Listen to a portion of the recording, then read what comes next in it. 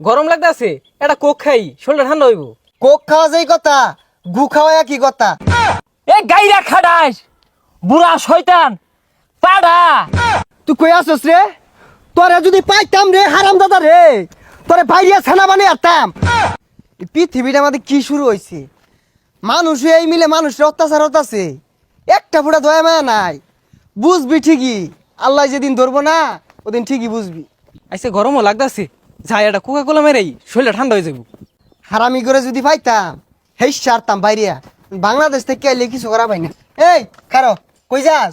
গরম লাগতেছে, এটা কোক খাই, শরীরটা ঠান্ডা হইব। কোক খায়ের কথা সস? কোক খাওয়া যেই কথা, গু খাওয়া কি কথা? কোক খাওয়া না হারাম? কি কস, আসলেই হারাম? আরে খালি কোক না, হারাম জাদাকে সব পণ্যই হারাম। খাওয়া হারাম, ব্যবহার করাও হারাম। আমরা যেগুলো টিয়া দিয়ে কিনতে আসি, এগুলা দিয়া ওরা জুস কিনে কিনা মুসলিম গরুপে অত্যাচার করে।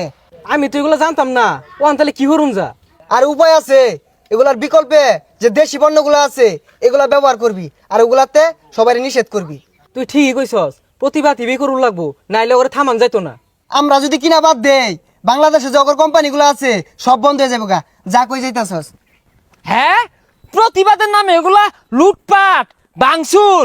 ও আধা ঘন্টা বিক্ষোভ মিছিল কইরা ওরান হয়ে যায় হেরা ওই দেশের পানি খায় তৃষ্ণা মিডিয়া খো বয়কুট করলাম, প্রতিবাদ করলাম, এর আগুন লড়াই না।